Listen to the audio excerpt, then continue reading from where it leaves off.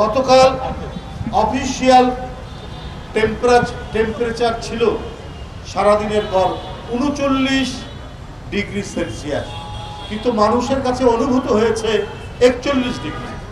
এটাও বলা হয়েছে ঢাকায় 41 ডিগ্রি কখনোই আমরা শুনিনি যে টেম্পারেচার এত উঠে। কারণ ঢাকার চারিদিকে নদী, একদিকে শীতলক্ষা, একদিকে বুড়িগঙ্গা, আরেকদিকে ধলেশ্বরী, আরেকদিকে তুরাগ নদী, চারিদিকে নদী বেষ্টিত এই ঢাকার নদীগুলি কিন্তু এখন ভরাট হয়ে যাচ্ছে। এটা একমাত্র লুটেরা গণবিরোধী সরকার থাকলেই তাই হয়। পৃথিবীর কোনো দেশে নদী শুকাতে দেয় না যেখানে জনগণের সরকার আছে। শুধু কি তাই, আমাদের বিশেষজ্ঞ, আমাদের বিজ্ঞানী, আমাদের পরিবেশবিদরা বারবার বলেছে কয়লা পুড়িয়ে তাপ বিদ্যুৎ উৎপাদন করেন না, সরকারকে বারবার বলেছে। কিন্তু উন্নয়নের ফানুসের নামে টাকা লুটের যে মহা আয়োজন, মহা সমারোহ চলছে, তাই শেখ হাসিনা গণবিরোধী প্রজেক্ট নিতে একটুও দেরি করেন না। ওয়ালটন ফ্রিজ কিনে অনেকের মতো আপনিও হয়ে যেতে পারেন মিলেনিয়াল, সেরা পণ্যের সেরা অফার। উনি দুর্নীতির প্রজেক্টকে বাস্তবায়ন করার জন্যই গণবিরোধী প্রজেক্ট। আপনারা জানেন সমুদ্রের পারে পটুয়াখালীর কলাপাড়া কুয়াপাড়ায় তাপ বিদ্যুৎ কেন্দ্র করা হচ্ছে, এবং আমি ওখানে শুনেছি এই যে কলাপাড়া, কুয়াকাটা, আপনার গলাচিপা, বাউফল, মানে বরিশালের বৃহত্তর বরিশাল বিভাগের অধিকাংশ জেলাতে নারকেল গাছে আর নারকেল ধরে না। যে নারকেল গাছ ওই সব এলাকার সমুদ্র ধারের এলাকার প্রধান ফল, সেখানে আর ধরে না। বলছে যে কোটি কোটি নারকেল ধরার পর শুকিয়ে ওঠে পড়ে যায়, অথচ এক সময় ডাব, নারকেল রাস্তার মধ্যে পড়ে থাকতো এইসব এলাকা।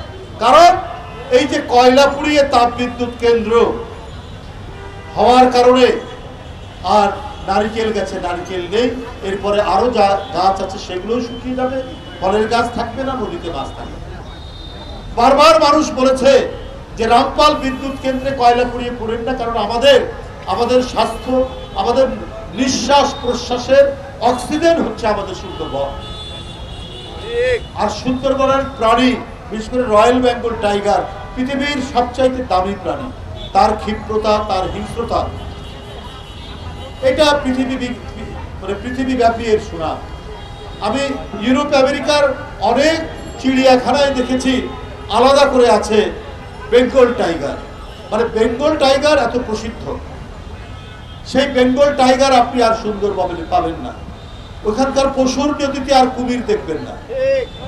আল্লাহ তাআলা কিন্তু কোনো জিনিস অপ্রয়োজনে সৃষ্টি করেননি।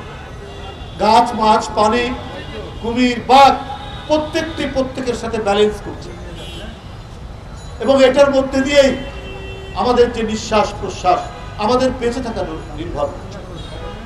কিন্তু সরকার বাংলাদেশের মানুষকে তো রাখতে চায় না, উনি বাঁচতে দিতে চায় না।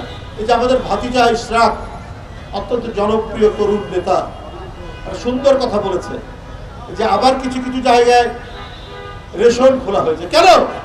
জিয়াউর রহমানের সময় থেকে ধীরে ধীরে রেশন বন্ধ হয়ে গেছে, আমাদের ফলন বেড়েছে, আমাদের উৎপাদন বেড়েছে, আমরা বিদেশে চাল রপ্তানি করেছি। ওই দেশ আজকে আদা কিনতে হয়, আজকে রসুন কিনতে হয়, আজকে পেঁয়াজ আনতে হয়, আজকে চাল আনতে হয়। কেন? এইটা শেখ হাসিনার ব্যর্থতা। প্রতি সপ্তাহে রসুন আর আদার দাম বাড়ছে।